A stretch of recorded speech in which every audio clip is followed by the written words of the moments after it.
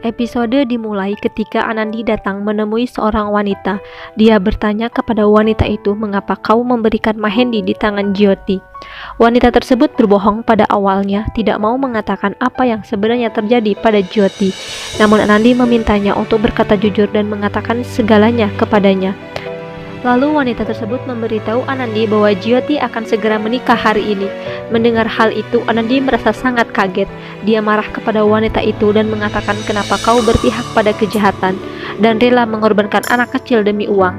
Dia mengatakan, "Aku tidak bisa berbuat apa-apa. Orang tua Jyoti telah memaksaku untuk memasang Mahendi di tangan Jyoti. Jadi aku hanya menuruti perintah mereka." Wanita itu menyesali perbuatannya dan memberitahu Anandi bahwa pernikahan Jyoti akan segera dilakukan di desa terdekat. Anandi kemudian meminta wanita itu untuk mencari tahu di mana tempat pernikahan yang akan dilangsungkan. Dia meminta wanita itu untuk pergi ke paman Jyoti. Wanita itu menuruti Anandi dan pergi bertanya kepada paman Jyoti. Setelah ia mengetahui di mana tempat lokasi pernikahan, ia pergi ke Anandi dan memberitahunya. Anandi langsung pergi dengan mobilnya. Dalam perjalanan, Anandi menelpon nenek dan menceritakan segalanya, apa yang telah terjadi pada Jyoti. Dia mengatakan, "Aku sangat merasa ini sangat buruk nenek, karena pernikahan anak masih saja terjadi di desaku.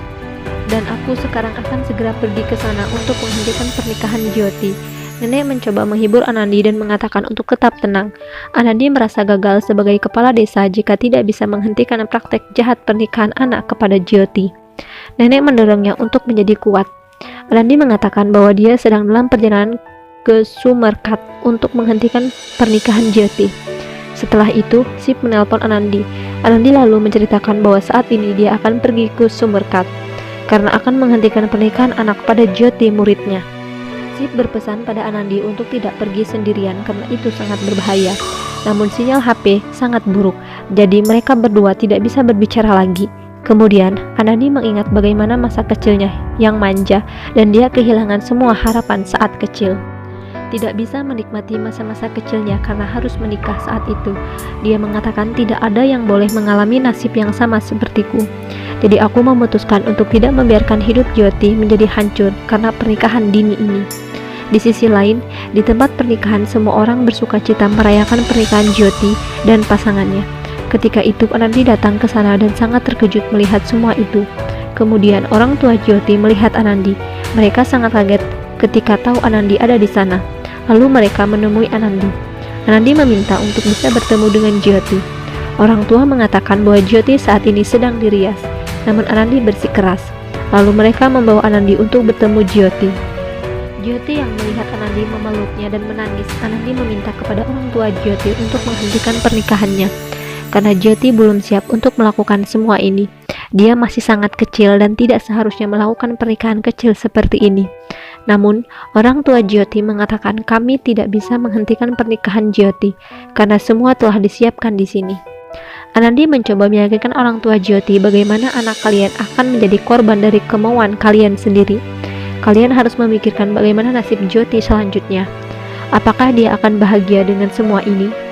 Namun mereka tidak bergeming dan mengatakan, "Kami sudah terlanjur melakukan semua ini dan tidak bisa menghentikannya." Lalu Anandi mengancam mereka akan melaporkan masalah ini ke polisi. Kemudian orang tua Jyoti panik. Ibu Jyoti mengatakan, "Baiklah, jika begitu aku akan berbicara kepada ayah dari pengantin pria."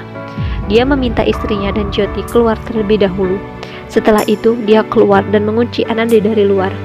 Anandi merasa panik karena tidak bisa keluar dari kamar itu. Sementara, ayah Jyoti memberikan uang kepada pemain musik dan memintanya untuk memainkan musik sekeras mungkin. Kemudian, dia memberitahu ayah dari pengantin pria tentang Anandi yang menentang pernikahan anak. Kemudian, dia memberitahu pendeta untuk segera memulai upacara. Anandi yang ada di kamar menelpon ayahnya dan mengatakan saat ini dia terkunci di dalam kamar karena ingin menghentikan pernikahan Jyoti. Dia memberitahu lokasinya dan meminta Byron segera hadir. Dan lagi-lagi sinyal handphone yang sangat buruk. Mereka tidak bisa berkomunikasi dengan baik. Nenek merasa sangat khawatir tentang Anandi dan meminta Byron untuk bergegas menuju tempat pernikahan Jyoti. Di sana, pendeta sudah mulai ritual untuk pernikahan Jyoti. Ibu Jyoti membawa Jyoti ke mandap, sementara Jyoti menangis dan mengatakan bahwa dia tidak ingin menikah. Anandi terus menggedor pintu dengan sebuah alat. namun dia tidak berhasil. Kemudian Anandi melihat sebuah jendela terbuka di sana. Dia melompat dari jendela itu dan berhasil keluar. Ketika pendeta akan memulai ritual upacara pernikahan, Anandi menghentikannya. Ayah Jyoti berusaha menghentikan Anandi, namun Anandi mengatakan, "Aku tidak akan membiarkan pernikahan ini terjadi." Anandi mengatakan bahwa dia sangat menentang pernikahan anak, dan ini tidak boleh terjadi kepada Jyoti. "Aku akan membawanya pergi." Saat itu, ayah dari pengantin pria menembakkan senapan. Ia berteriak kepada Anandi untuk berhenti mencampuri urusan mereka. Kemudian dia memerintahkan para preman untuk menahan Anandi. Ayah Jyoti menjelaskan bahwa Anandi adalah seorang kepala desa, namun ayah dari pengantin pria itu tidak peduli. Anandi meminta diam untuk berperilaku baik, tapi dia memerintahkan dengan tidak sopan untuk membawa Anandi keluar. Mereka berdua pun berdebat. Akhirnya para preman membawa Anandi keluar. Jyoti memohon untuk melepaskan Anandi. Anandi diseret oleh para preman. Ketika itu, nenek Byron datang. Nenek berteriak kepada mereka untuk melepaskan Anandi. "Jika tidak, aku akan memukul kalian dengan tongkat ini." Ayah pengantin pria itu tidak terima dan berperilaku buruk kepada nenek. Byron tidak terima perlakuannya, lalu mulai bertengkar dengannya. Namun seorang anak buahnya bersenjata mendorong kepada Byron. Akhirnya, Byron tidak bisa berbuat apa-apa. Lalu mereka berdua ditawan. Saat itu, Anandi menggigit tangan pria yang memegangnya dan mengambil pistol darinya. Kemudian Anandi mengancam pistol ke arah ayah pengantin pria dan memintanya untuk segera melepaskan Byron dan nenek. Pria tersebut memberikan kode kepada anak buahnya untuk merebut senapan dari Anandi. Mereka berhasil, lalu mereka mulai menyeret Anandi dan mendorongnya keluar. Nenek dan Byron berteriak untuk berhenti. Anandi dilempar keluar. Saat itu ia akan terjatuh, namun Sip datang dan menahannya. Ia membuat Anandi berdiri di dekatnya dan memegang tangannya.